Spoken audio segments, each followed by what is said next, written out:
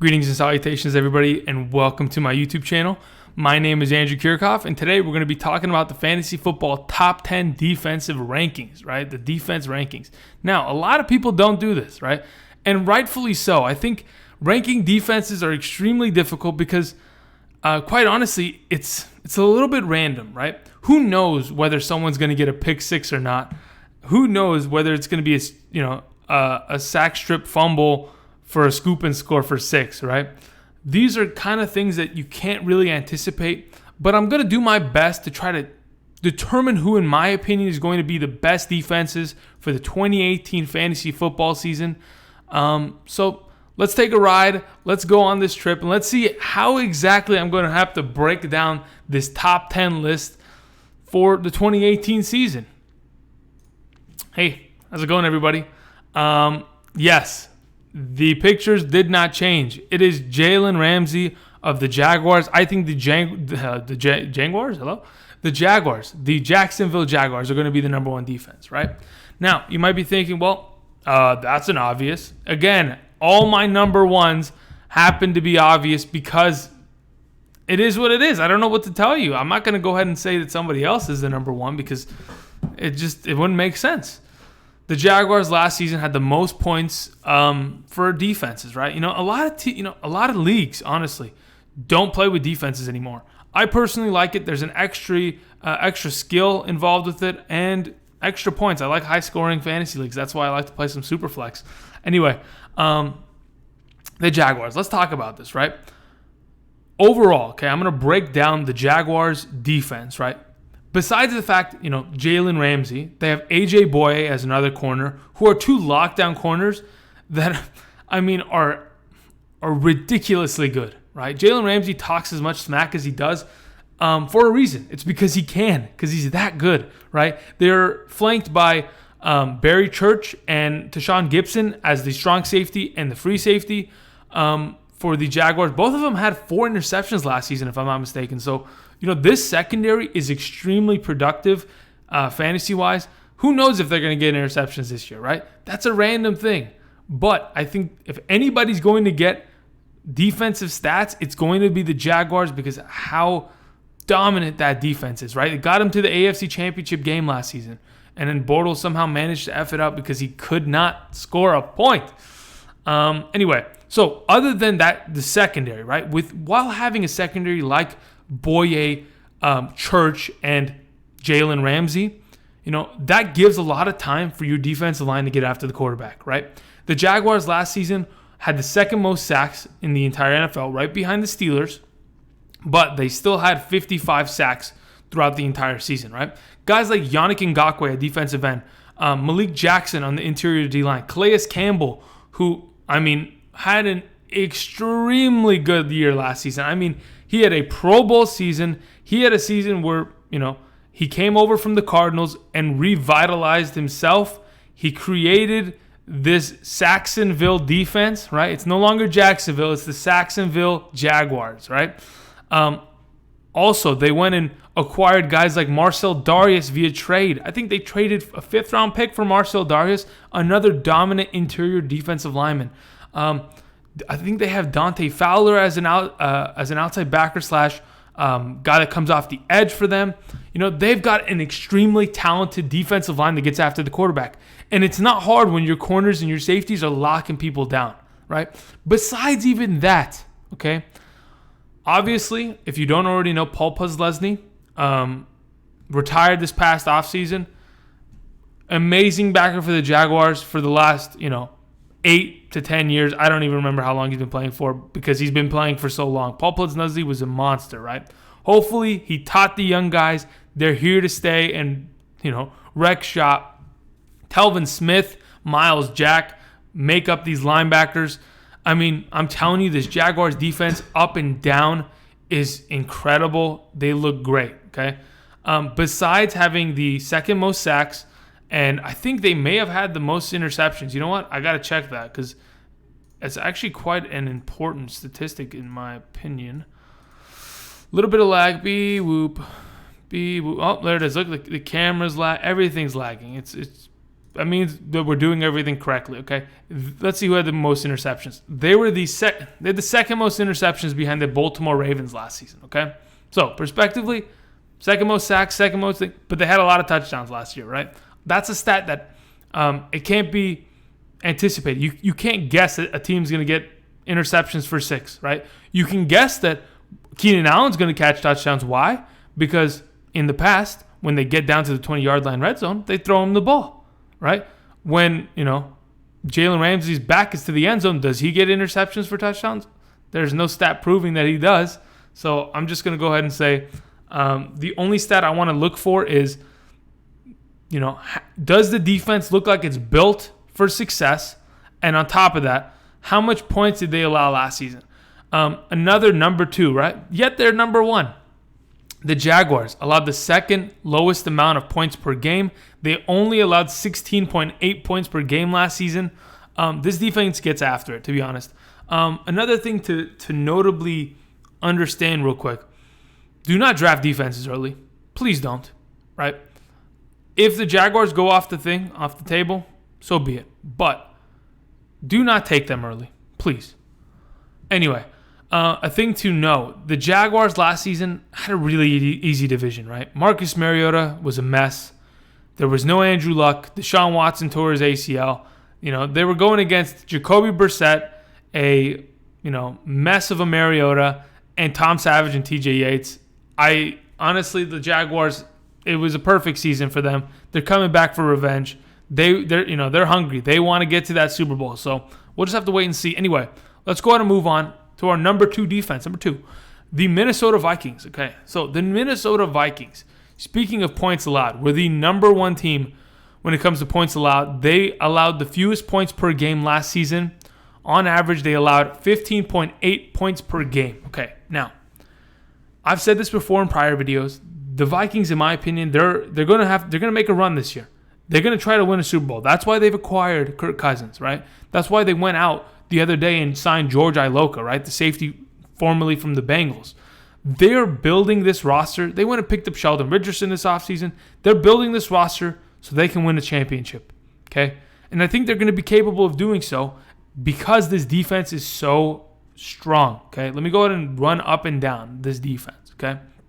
So again, what makes a great defense?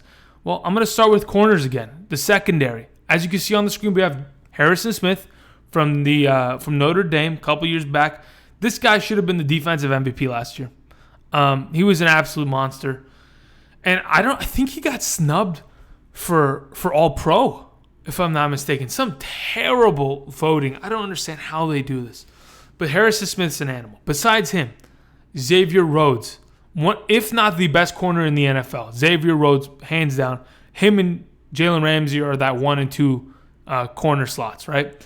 Besides Xavier Rhodes, right? They have old man Terrence Newman here, locking people up here left, right, and center. Andrew Sendejo. They've brought in, as I said, George Iloka. The secondary is stacked, right? The secondary is stacked. And as I said before, as soon as your secondary is stacked, people start having to get worried because that D-line is coming in and you're not going to have a lot of time to throw that ball because, receivers can't get open. The D-line's rushing. Now, this D-line is, woo, baby. They're just as good, if not better than that Jaguars defensive line, right? Danielle Hunter coming in off the edge, right? Linval Sausage Joseph, an interior defensive lineman, been to the Pro Bowl the last 2 seasons. Everson Griffin coming off the edge, one of the best pass rushers in the entire NFL, one of the best defensive ends in the NFL, right? Coming in. And then, as I said prior, Sheldon Richardson, formerly of the Jets, formerly of the Seahawks, is now a Viking. Going to play probably that 3-shade technique while Linval Joseph plays that 1-shade. I think this defensive line is incredible when it comes to talent, and they're going to get after it, right? Besides those two positions, right? The linebackers, let's not forget Eric Kendricks out of UCLA. Oh, what? Anthony Barr out of UCLA. They know where to get their linebackers from, everybody. They know where to go. They go to UCLA for linebackers. Just check the scouting report, I promise you. Anyway, those are 2 talented young linebackers that can move, right? And they make plays. Overall, I think this defense is going to be the number 2 defense. I like the Vikings this year. Their offense is good. It'll make sure that the defense gets a good rest as soon as they 3-and-out someone. I like the Vikings, number 2 defense. All right, so my number 3 defense for this year, I got the Rams. I got the Los Angeles Rams, right? We got Aaron Donald on screen. So what about the Rams is so intriguing, right? Well, their offseason acquisitions have been amazing, okay? Wade Phillips last year was brought in as the defensive coordinator for this team. Honestly, Wade Phillips, a talented man, really knows how to run a defense, right? Last season, they were pretty good. The Rams were they weren't amazing, but they had improved leaps and bounds, okay? From the prior season to just getting completely smacked, they improved leaps and bounds, right?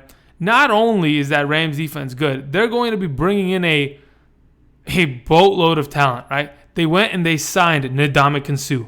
They went and traded for Marcus Peters. They went and acquired Quib Talib, right? That's a 100% top 5 defensive tackle, and those are 2 corners that are locked down and aggressive, right? They get after you. If you want to come and block them, they're going to get in your face and they're going to make the tackle, right? These are 2 corners that'll get after it, okay? So besides the fact that, all that I mentioned, right? The D-line, right? As you can see on the screen, we have Aaron Donald. He was the defensive MVP last season, right? I wouldn't say rightfully so because I liked Harrison Smith's contributions last year, but he can't be denied. Aaron Donald's a monster, right? Putting him at defensive end this year, running a 3-front. You're going to have Michael Brockers as the nose, and then are they going to run a 3-front? They might run a 4-3 with a backer off the edge, right? So eventually, just conceptualize this. Having Michael Brockers, if I'm not mistaken, from LSU a couple years back, maybe it was Alabama, I don't remember. He's an SEC kid, product. Michael Brockers, they're going to have Aaron Donald and Ndamukong Suh all on one defensive line. My good, how are you going to be able to block that? There is going to be so much chaos in the backfield. I'm waiting. That's why I have these guys at number 3. So, besides that, the secondary looks good. As I said, Marcus Peters, Aqib Talib. They have LaMarcus Joyner also at safety. They have John Johnson as the free safety, if I'm not mistaken. It's a solid secondary, right? It's going to make the defensive line's job a little bit easier. They're going to have to get after the ball, and they're going to have a little bit more time because the receivers are going to be clamped down, right? The only thing that worries me a little bit, the depth at linebacker on this team.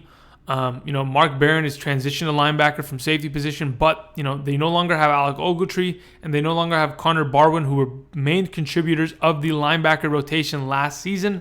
I don't like how they've completely gutted their linebacker core, but it is what it is. I think that's the sacrifice they had to make to go ahead and acquire this roster that they've schemed up. I think they're confident enough in what they have talent-wise, but I'm a little suspect on their linebackers, okay? That's the only reason why I've got them at number 3. Other than that, last season they were the 12th ranked with giving up points. They only averaged, 20.6 points per game given to the opposing team, which is decent because the Rams scored 29.9 points per game.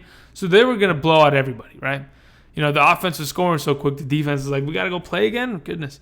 Anyway, so let's go ahead and move on to my number 4 selection for the defense this year. We got the Eagles, right?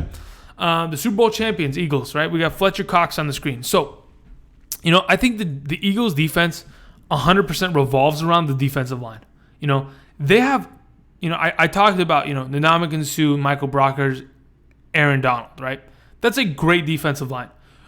But the depth of the defensive line of the Philadelphia Eagles is unmatched. No one has as much depth as these guys do, right?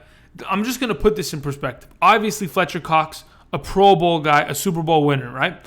They have Brandon Graham, another Pro Bowler that's coming off the edge for them. They have Chris Long, who is a hell of a human being and a great football player, right? Chris Long. They also have, on the interior defensive line, right? Timmy Jernigan, Barnett. They have Michael Bennett, who they just signed this past offseason. Haloti Ngata. Their depth, they have 8 good defensive linemen. They have 2 full rotations of defensive linemen. Every down, they switch guys. Why? Because they can. Because, we need our run stop squad, get them in there. We need the pass rush squad, get them in there. Oh, we need our 3rd and 5 squad. Get them in there.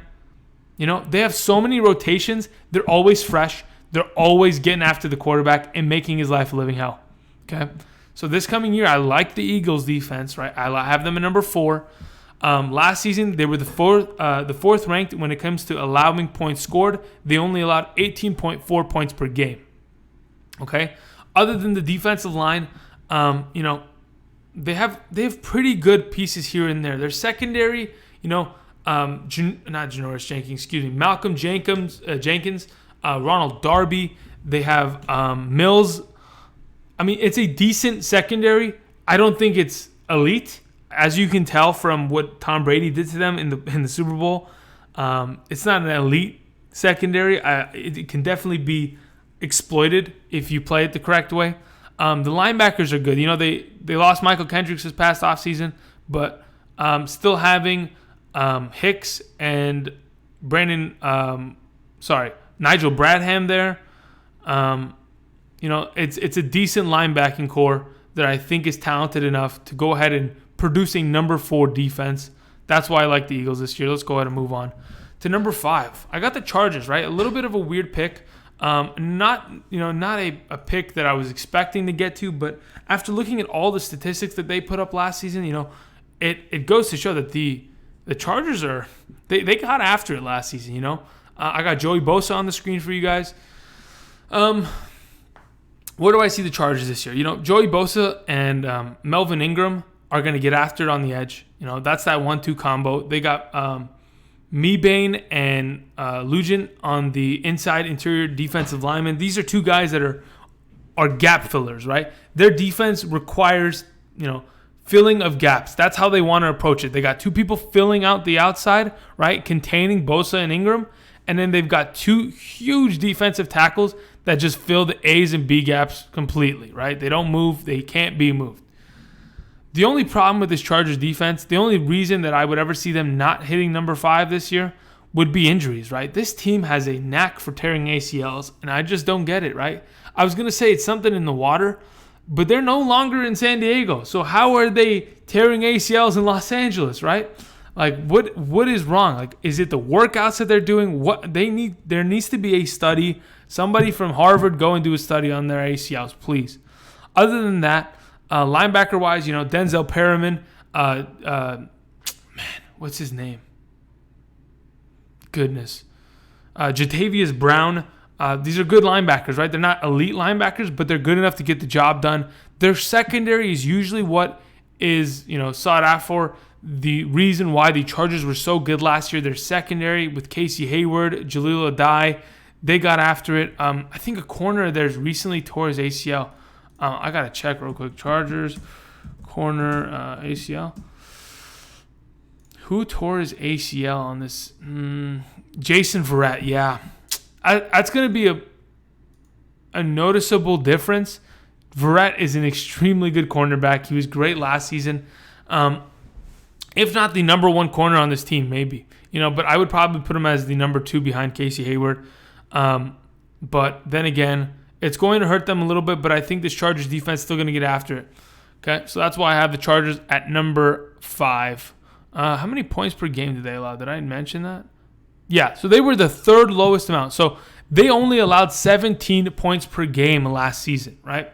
Again, this team, a lot of people didn't know about the Chargers defense, right? They thought, well, okay, why is the Chargers defense, putting up points? And then on a weekly basis, they continue to make plays. They continue to cause turnovers, and they were successful in their defense in fantasy. They were extremely valuable, okay? Let's go ahead and move on to the New Orleans Saints, right? Number 6. Okay, so why do I like the Saints here, right? Last season, it's another one of those teams, right? You didn't really think that their defense was going to be as exceptional as it was. The Saints came in last season, first game of the season, and they got smacked by Sam Bradford and the Vikings, right? It was a blowout, and it didn't look good, right? I think after that week, they looked in the mirror, they checked themselves, they thought, okay, it is what it is. We're going to turn a new leaf. I think they got smacked the following week by the Patriots. I think it was like 2 beatdowns in a row. And they're like, all right, we're done. We're done taking L's. We're going to turn over a new leaf. Our defense is going to be elite. and they ended up being so, right? Besides drafting Alvin Kamara past offseason, they picked up Marshawn Lattimore from the University of Ohio State, who is a monster, right? He was the defensive rookie of the year, and he dominated and he performed to his best ability, right? They brought in guys like Marcus Williams, who was the infamous kid that accidentally missed the tackle in the playoff game against Stephon Diggs. They had guys like Kurt Coleman and Ken Crawley in the secondary. I mean, it's a very underrated defense, right? Not a lot of names thrown out there, right? Defensive line-wise, Cameron Jordan's been there for a while. He's been a consistent developer and producer of this defensive line. Sheldon Rankins on the inside of that defensive line, as well as Davison, who is a young, good nose tackle that is going to clamp up, fill 2 A gaps consistently. They also have Alex Okafor coming off the edge, flanking the other side that Cameron Jordan's on. Just a decent defensive line, but they make plays. This defense makes plays, right? With Demario Davis as like the head and the captain of that defense, and Manti Te'o also as a linebacker, I think this Saints defense is going to improve from last year. They had a little bit of struggle in the beginning of last season, and then they turned a new leaf. They became a productive and scary defense, I think. They allowed the 10th lowest points per game average with 20.4 points per game. I think this season they're going to be the number 6 defense. And I like their talent, and I like their ability to produce. Okay, so who do we have at number 7? We have the Baltimore Ravens, and we have Terrell Suggs, otherwise known as Hacksaw, on your screen, right? So what about the Ravens? The Ravens organization, they pretty much revolve around the idea of just dictating the entire game defensively, right? They want to build a team that is going to impose their will defensively, and they do on a yearly basis, I think obviously the struggles of the Ravens offense last season didn't give the Ravens defense much of any breaks, but they were still great. There was the 6th lowest when it comes to a points averaged against them. They only allowed 18.9 points per game, which was a great average. Roster-wise, this defense still looks good, right? They had, I think, as I said prior, they had the most interceptions last season. The secondary is pretty built, right? They have themselves Brandon Carr, who used to be on the Cowboys, if I'm not mistaken. Is it Brandon Carr? Yeah. Or was he on the Chiefs? I remember the last name Carr. They have Tony Jefferson that they brought in last season from the Cardinals. They have Eric Weddle, who they went and grabbed from the Chargers a couple years back, and they have Jimmy Smith, right? They've acquired themselves an extremely talented secondary that produces well, right? In relation to their defensive line, they have guys like Terrell Suggs. They have Brandon Williams and Brent Urban. They have guys that are going to rush the passer, they're going to fill gaps, and they're going to cause havoc, right? And this team likes to blitz a lot, right? So the linebackers like Matt Judon and C.J. Mosley, they get after it, right? Overall, I think the Ravens defense, they've been doing it consistently longer than just about anybody. Maybe the Steelers have been just as consistent, but I like the Ravens defense this coming year as the number 7 defense on my fantasy ranking list. I think they look good. Not as good as the teams I've mentioned before, but they're going to produce fantasy points for you. So take that as you will. Number 8. Okay, we're getting to the back end of our, projections and our rankings. We have the Denver Broncos, who last season they weren't great defensively. They were the 22nd best team to allow points. They gave up 23.9 points per game. When it starts getting into those points per game averages, it's a slight point here and there that is going to make the difference whether you get ranked high enough or low enough. The way I see it, the Broncos this coming season, I think they'll be better because of the fact that Case Keenum is there. He's going to game manage the team. He's going to make sure the ball is not turned over. They're going to make sure that they run the ball. And they're going to make sure that they are productive enough to not cause 3 and outs or turn over the ball to put the defense in a difficult situation, Von Miller's still with this organization, coming off the edge, causing havoc. Brandon Marshall, the center of this defense, at the middle linebacker spot. The secondary has always been a extremely, valuable and, to be honest, scary part of this defense. I always remember when I'm playing fantasy and I'm thinking, okay, so who do I have starting? Oh, I have this guy. Oh, but he's playing the Denver defense. Well, we have issues, right? And that goes also with the Denver's defensive line. They allowed, they really didn't even, what am I trying to say? Even with running backs, not even just wide receivers, right? As soon as you see that Denver defense, you get a little bit worried because you're like, they might be able to clamp down and produce a really good week. I think this year specifically, they're going to be better than they were last year because they were just god-awful last year defensively. Because, the offense didn't do them any favors, right? They didn't put them in great positions to be successful. I think the defense is going to be great. I think the defense is going to get after it with, Chris Harris at corner, Bradley Roby at corner. Yes, they're not going to have Aqib Talib, as I mentioned before. He's now on the Rams. But this defense is going to be good enough to be the 8th ranked, in my opinion, be a top 10 defense. Let's go ahead and move on to my number 9 pick, the Carolina Panthers. The Panthers, they've been consistently pretty decent as a defense. They tied the Saints with allowing 20.4 points per game.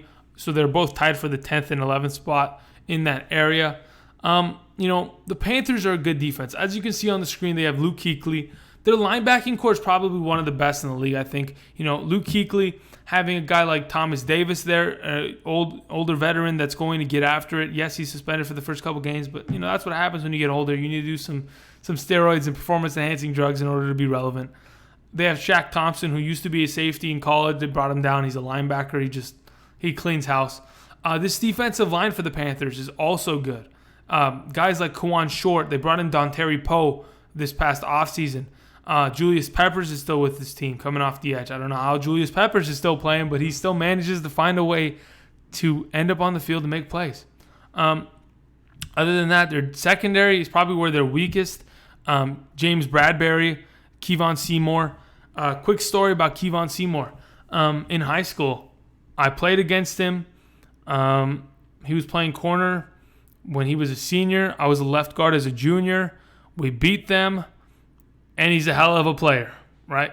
I'm the one sitting here making YouTube videos. The dude's on the Carolina Panthers. Just wanted to put that out there, though. We did beat them, okay? I remember pancaking people left, right, and center, and it was quite the experience beating his team because everyone knew of him, right? Everyone knew, he's going to USC, right? He's going to be something big. Hey, but if you can give him a loss, then I'll take it. Anyway, other than that, I think the Panthers, they're a consistently good defense, right? Ron Rivera knows how to keep a tight shift over there. I think that I've been saying it for the last couple of videos. I think this Panthers offense is going to be good enough to do the Panthers defense some favors. I have them at number 9 this year. I like them there. And my last defense, right? Coming to close off this defensive ranking list, I've got us right here, the Pittsburgh Steelers, who a lot of people think should be higher. I'm not a huge fan of the Pittsburgh Steelers defense. I think they're decent. They're good enough to manage. They're a top 10 defense, right? Steelers last season were 7th in allowing points per game with only 19.3 points per game allowed on average. And, that's pretty good. That is a consistent number. As I said prior, they were the Jaguars were the 2nd ranked team when it comes to sacks. The Steelers were number 1, right? Coming after people with, guys like Cameron Hayward on your screen, Stephon Tuitt, TJ Watt off the edge, Dub Dupree off the edge. They set the edge hard. They come after the quarterback hard. Their secondary is okay. They brought in Morgan Burnett this past offseason. They have guys like Joe Hayden that they brought in last season, Artie Burns, Sean Davis. They have a good enough defense to go out. If you're going to wait on defenses, go ahead and wait, grab a Steelers.